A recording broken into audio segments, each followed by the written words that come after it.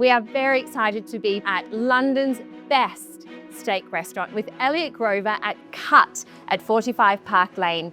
You are going to teach us how to make the perfect steak. And you see, look, it's looking burnt. Maybe it is, maybe it isn't, who knows? Maybe it's burnt, maybe it is, maybe it isn't. And I'm cooking here right now. Look at me. Cheers.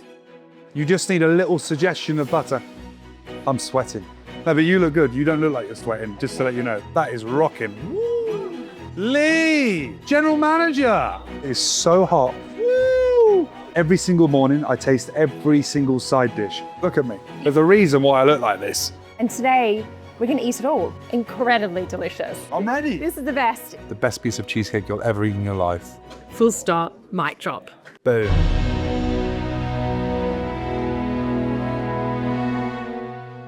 Today, we are very excited to be at London's best steak restaurant at Cut at 45 Park Lane with Culinary Director Elliott Grover. Yes. Elliott, thank you so much for having us. Honestly, it's an absolute pleasure. I'm so excited to have London's best steak today. And above that, get you to show us how to make the perfect steak. Try not to overcook it. I'm going to try not to I overcook feel it. like you're going to do a great job. Yeah. This is the best. It's so excited to be I here. am so excited. I've been watching you for a long time on social media, and the fact that you're stood here right now trying this beef with me, come on. But this is not my first rodeo at this restaurant. I have come here many times and Yes. had your steak. I must say, hands down, without a doubt, this is the best steak restaurant in London by far. And we can't wait to see the tips, the tricks, I'm going to show you. how you cook it, how you season it, how you sear it, how you serve With it. pepper as well. With pepper. Ooh, With this pepper. is controversial. Controversial Which is subject. controversial because in our previous interview with Neil Perry in Australia, he famously told us that he does not put pepper on a steak until the very end. So I never use pepper on a steak before I'm putting it on a barbecue or in a pan because the pepper actually burns at high heat. I'm not having that. Gotta have pepper. The put pepper at the start of cooking, it does give a different depth of flavor. I understand, a lot of people say it burns, Yeah. but that is all crust and flavor. So the pepper's key for my cooking of the steak. And you have a special seasoning here. Yeah, so Wolfgang Puck developed a seasoning many years ago, and it's called the steak seasoning. And there's many herbs and spices in there, and I can talk to you about that in a moment. And I'll show you, it's not just the season, it's how you treat the meat, the temperature you take it out of the fridge before, you season it, rub a little bit of vegetable oil and make it into a paste, and then you almost burn it. It looks burned, but it's more of a crust, and it is the most unbelievable crust and flavor you'll ever taste in your life. What is the most popular steak here at Cut? You got the Australian beef, so this is an Australian tomahawk. Wow. This comes in many different formats. So you got the tomahawk, you got the ribeye, sirloin, and fillet. The Australian fillet is probably one of the most popular. And the great thing about the Australian fillet is where it's a Wagyu cross, you get the characteristics of the Wagyu cow, which is soft, buttery, and tender. And then the Australian has that sort of very intense flavor. My favorite steak, I love the Irish Wagyu, which is here. Again, this is another cross, and I'll show you how we prepare it in a moment. This looks so You beautiful. see the marbling on that. It's all about sourcing the best product and treating it with respect and just putting it on the plate and let it do the talking. That is what it's all about. We don't mess around and put watercress on the plate. It's not necessary. And can you tell us about that one? The Kagoshima. This is one of the most expensive that I know of. And when you say the Kagoshima is the most expensive, what cost are we talking? We are talking £160 for a 6-ounce fillet of beef. You know, it's a very, very small piece, but it is so rich and so delicious. You don't need much of it, and you're going to taste it in a moment. So excited. And then also a very rare piece of beef, the fillet from Kagoshima. So there's different regions in Japan. So obviously the Wagyu cow, all well and good. To have Kobe beef, you have to have a license, and we've actually got a trophy. So there's different regions of Japan. You've got Kagoshima, Mizuyaki, Kobe, and there's a few others. And they're all perfecters of Wagyu beef. This, for me, is 10 times better than Kobe beef. I don't know, looks incredible. You will taste it and you will see it is quite sensational. It really is. And you could have that raw over rice, Really? and you would only need a piece like this big and it would fill you up. I'm not quite sure how you could have a whole steak to yourself. It's an intense richness, you know? Here he is, that. Yeah. So this is for Kobe beef. Go baby. Yeah. And you have to have a license. And I am the license holder. I am. What do you have to be the license holder? You got to pay a lot of money. Not me personally, but the hotel. And then we can buy it for the whole hotel. The Dorchester have to have You don't one have as to have well. a certain knife that cuts at a certain way, No, that cuts at a certain... I leave that to the sushi guys upstairs. I've got so many questions about how to cook the perfect steak. How long before you cook it do you take it out of the fridge? You want the whole piece of beef to come to room temperature. Okay. Something like a sirloin that's got 250 grams, we'll prepare and cut it in a moment. You could take it out 15 minutes before. But again, it depends on the temperature of the room. You want it just to come up to temperature. What do you think is the best way of cooking a steak? Medium, medium rare? For what type of cuts do you think? What type? I'm going to get told off here. So again, this is another personal preference, and I would never ever judge anyone for ordering well done or medium rare. If you have a sirloin, I'd say medium rare, because you can see there's not really much sinew to break down. You've got that little bit of fat there, which you just make crispy. If you've got a ribeye, like this one here, you can see, when we come to cut it in a moment, there's a lot more fat and sinew that you want to break down. Now, medium rare, that will be almost inedible, and you have to, you know when you get that sort of ribeye steak where it's inedible, when you cook a ribeye medium, it starts to break down and all those tendons become soft. So ribeye medium, fillet medium rare, sirloin medium rare. I don't actually mind it being more medium. What about you? I like medium. I don't like too much blood on the I do, well, not. Yeah. But you know, you could have a medium rare steak with no blood. And do you know what the key is? Resting. Okay. It's all about resting. The amount of time you cook beef for is the amount of time you should rest it for. If you cook a tomahawk for 40 minutes, in the ideal world, you'd rest it for 40 minutes. Okay, but then how do you know that it doesn't go cold when you're letting it rest? Because you rest it on the top of the rack, which I'll show you in a moment. Okay.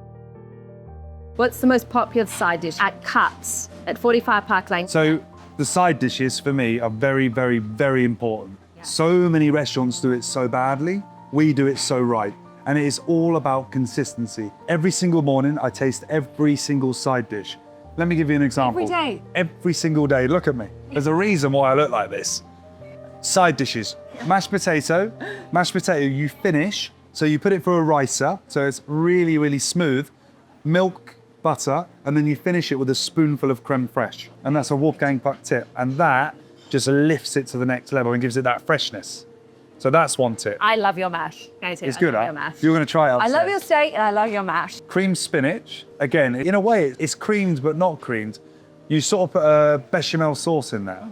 And that's finished with a fried egg. And the spinach, we don't chop by hand. We mince it. So it's not like straggly pieces of spinach. And it's all about the consistency, flavor. There's nutmeg in there as well. And then the chips, we chip them overnight. It takes hours, but it's... Sorry, you chip them overnight? What does that mean? So we've got someone cutting the chips with our chipper overnight. This is a chip shift. There's a chip shift, literally a chip shift. Chips. How are you, mate? You all right? We steam them, blanch them, and then fry them. And there's not many restaurants which actually does that anymore. So many restaurants, they'll be buying the frozen box, and it's just like, you said you'd never do that, but they do it now. And I don't, so I'm very proud of that. Again, I love your cheesecake. Cheesecake's amazing. It's pretty special. It is very special. Wolfgang Puck's got a very, very special recipe. It's the Basque cheesecake. So it's baked in the oven. It's super soft and delicious. And then we change the fruits on it every now and then. So in the summer, we'll do strawberries. We might do poached rhubarb. We don't know. We'll find out in a minute as well. Surprise! Your gluten-free bread, it's so delicious. Gluten-free breads I've tried Yeah. in the world, they normally taste of cardboard. Here, I ask for extra every time, and the only concern is that I can be full before the delicious steak comes out on gluten-free bread. This is Cliff's favorite. Cliff Richard requests this bread once a month, and we're sending it to Barbados now. This is Melanie, one of our pastry chefs, and she has the hard task of making the Cliff Richard gluten-free bread, which you love. So we've got almonds in it, pumpkin seeds, flax seeds, gluten-free oats obviously, honey, water, just a mix of seeds and nuts which makes it so And they're soaked overnight soaked overnight. and then baked in the oven.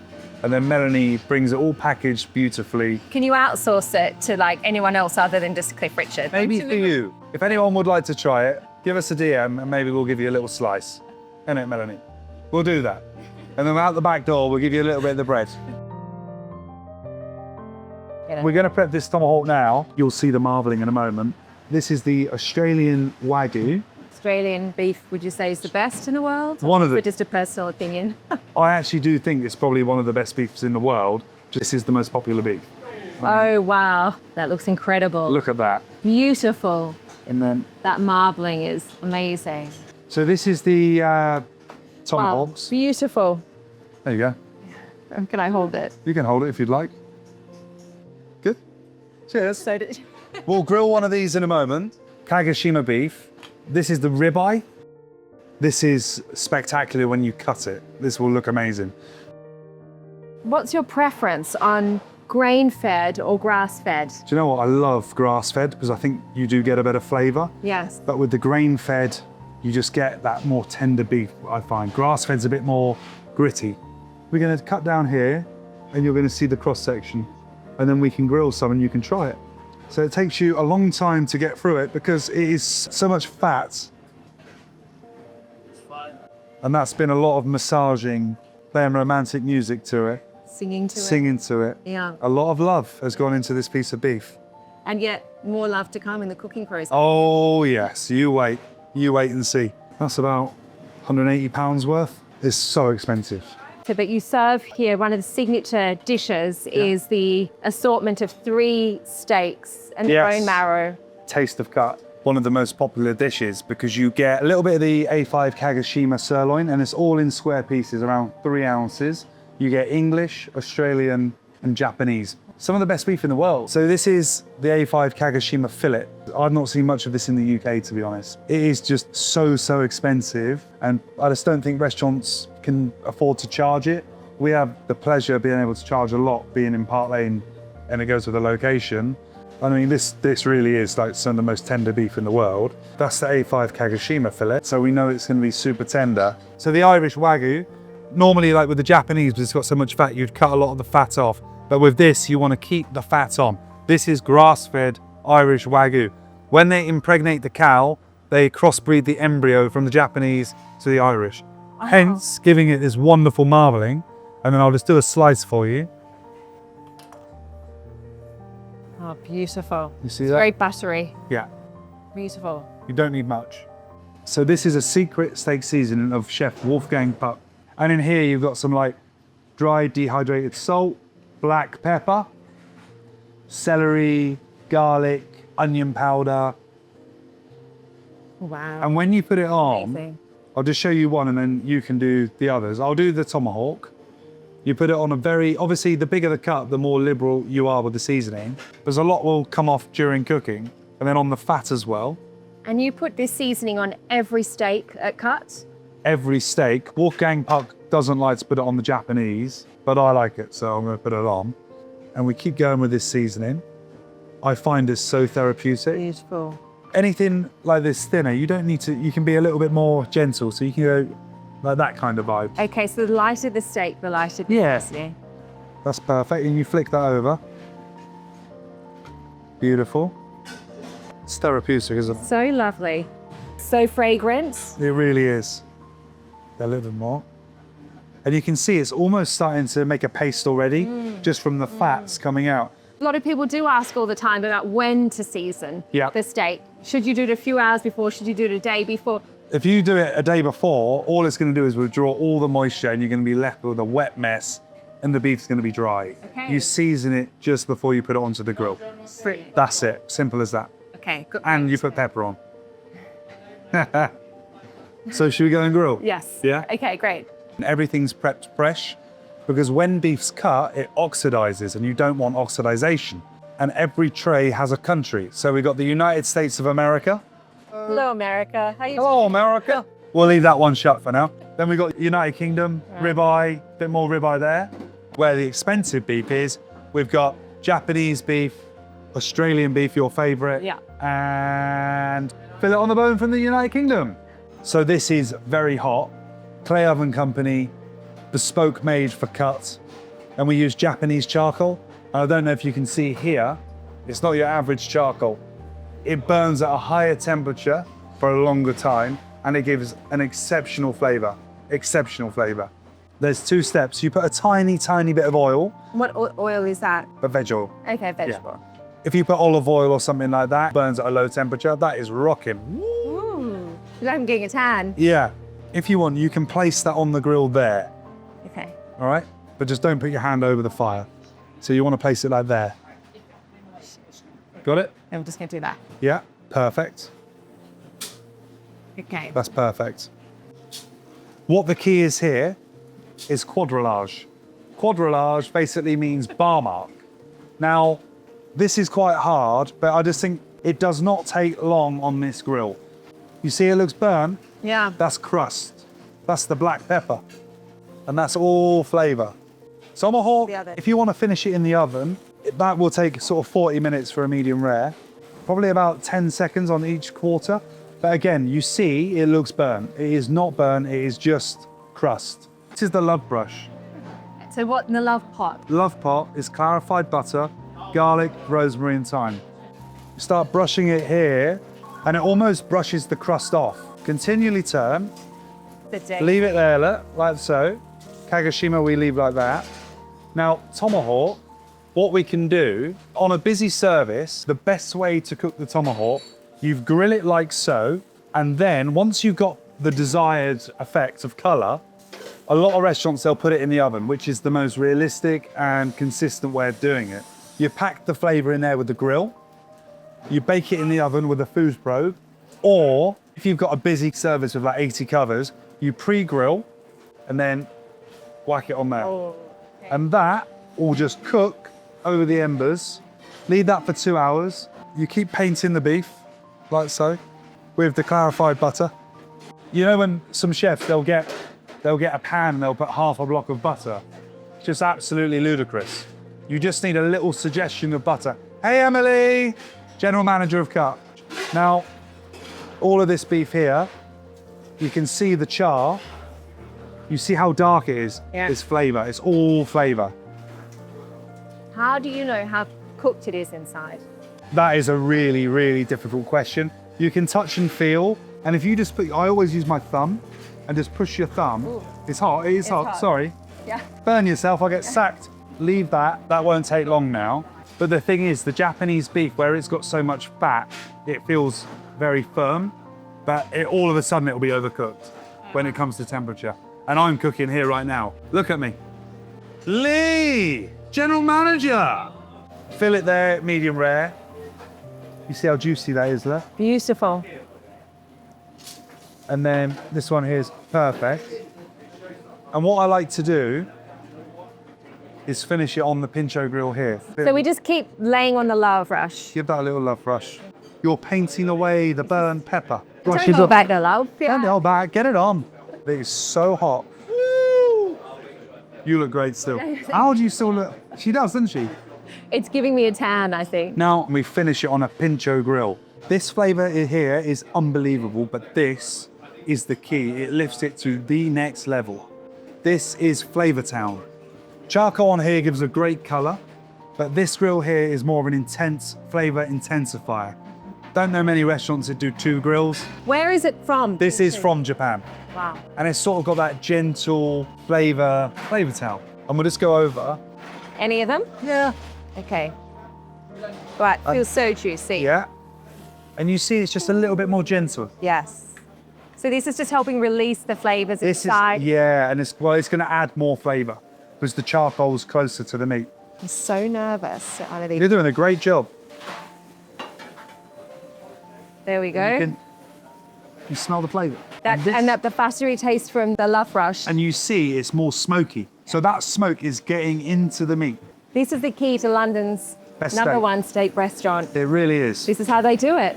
And you see, look, it's looking burnt. Maybe it is, maybe it isn't, who knows? Maybe it's burnt, maybe it is, maybe it isn't.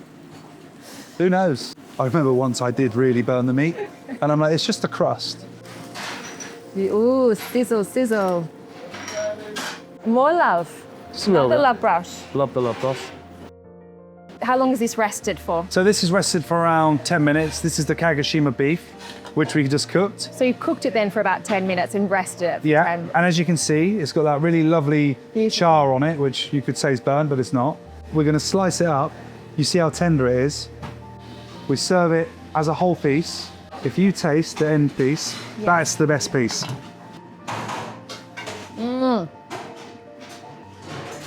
Oh, it's so delicious. It is, no? It's so flavorful. Melts in your mouth. No blood going everywhere, because it's well rested. It's so moist as well. The seasoning is really Good, no? beautiful. It's not Really overpowering. great. There's black pepper there. But you see the crust, there's loads of it. You know, you could say, oh, it's not overcooked. Perfect. It is beautiful. It is perfect. Fillet, you see these natural lines which are going down the beef. Whatever the way the lines are going, especially if you're cooking steak at home, cut against the grain. Reason why is because you're helping tenderize the beef by cutting against the grain. So interesting. Wow. Beautiful. And again, this is the fillet, which is going to be a lot different in flavour. If you'd like to try a little bit of that. That tastes richer. But more delicate. And it is really nice. I don't myself like it rare, but that does really work well. With that cut. Yeah, with that cut. Really does.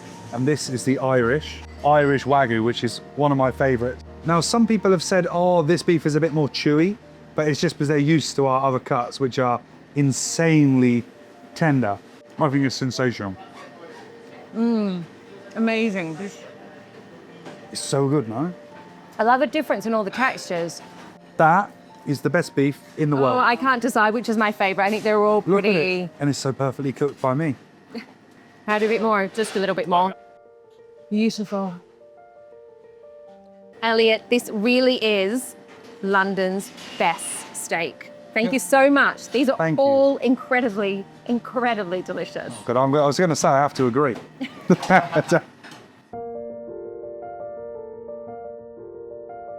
Elliott, I really feel like I'm at the chef's table here, sitting with Yes. the chef of London's best steak restaurant. Can you tell us about this incredible spread? This is basically a real collection of what Cut London is. And you've got the iconic Taste of Cut here, which is 3 of the most unbelievable steaks from Australia, UK and Japan. So with a bit of roasted bone marrow. And then just like a few of the iconic things here, you've got the mac and cheese. You literally cook the macaroni for 1 minute and then you fold it through hot bechamel and bake it. So that way it's still like al dente and delicious. And there's about 6 different cheeses in there.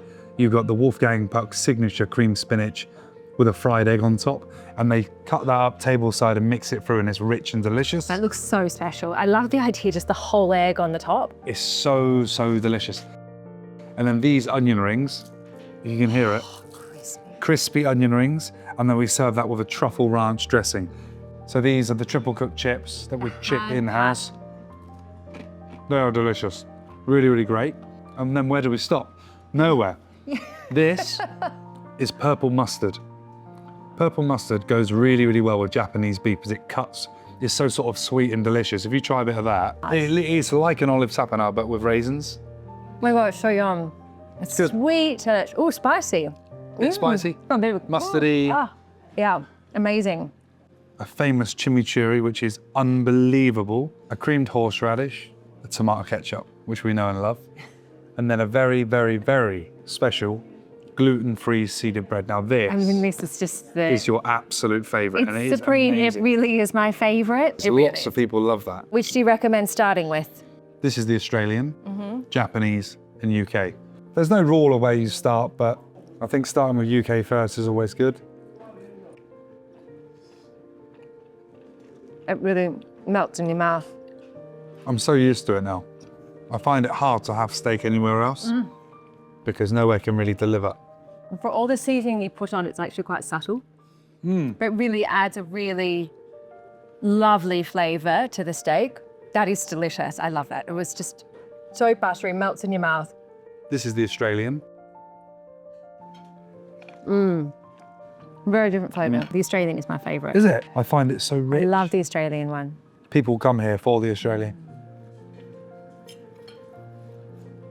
I'm going to Japan. You see with the Japanese beef, You can see the fat running through it. And it is the most delicate, beautiful flavor you can have. It's just unbelievable. And that, with the purple mustard here, I can have a little bit. That is a winner and a match made in heaven. With the purple mustard. Oh, go on. Japan. Oh, Japan. Yum. Cooked perfectly. Yeah. Oh, the mustard's lovely with it. And do you notice when you cut it, there's no blood anywhere? It's because it's been well rested. Love some bone marrow. It really is important, the resting is imperative to the cooking. That's interesting. You cook it and you rest it for the same time. Same with fish. Not so long, but say for example, a Dover sole, you grill it, cook it for 7 minutes in the oven, and you rest it for 3 minutes, just so it just releases and relaxes. Because if you take a Dover sole off the bone, when it's come straight out of the oven, all that water and lovely juiciness will just go out of the fish. And then and with the roast, what would you say? Roast beef. Yeah.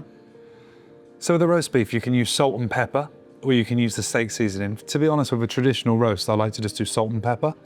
Roast it in a pan or on a flat surface so it's nice and golden brown, and render the fat down if you're on a sirloin. So that cap of fat, render that down on a medium heat slowly so it gets the sort of, you want to really reduce it down so you've not got like a lots of fat. You want it to be like that, crispy fat. And then I roast it in the oven for 120 degrees for like 5 hours and just let it do its thing. And then how long do you rest it for? Because you're cooking it at a low temperature for a long time, it almost like cooks and rests at the same time. Whereas if you're cooking it at a hard heat at like 180 degrees, you're cooking it so hard and it needs time to come down. Whereas if you're cooking it at a slow heat, just chilling out, it comes out perfect. Do you know what I mean? Yeah, yeah. It's really, really It's had hard. a bit of resting whilst it's been cooking. Yeah. Yeah. It's just going gently. Yeah. We've got the iconic Basque cheesecake. Yes. This is Wolfgang Puck's famous cheesecake. Looks very simple, Looks very simple. but it is so, so delicious. Some things in life you don't need to mess around with, and this is one of them. So Basque cheesecake, baked in the oven. We blowtorch the corner, as you can see, it's a little bit crispy. Nice crispiness. Beautiful softness in the middle. And then we've done some poached Yorkshire rhubarb as well. So it's very popular. I want a piece right now. I want to do the crunch. Please. You know, like it's like a creme Yeah. brulee. It's like I just love doing that. Just gives me a thrill. So nice. Okay, can I? Please do the honors.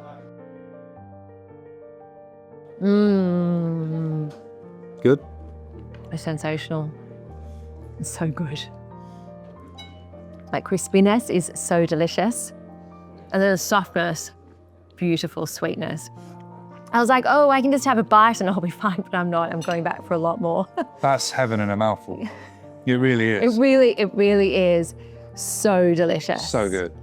The crunch really makes a difference actually to the whole texture of it, that caramelized sugar and the flavor of it.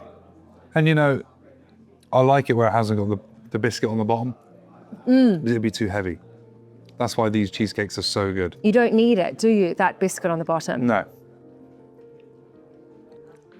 That was spectacular. That's the best thing we ate today. The best piece of cheesecake you'll ever eat in your life. Thank you very much. Full stop, mic drop. Boom.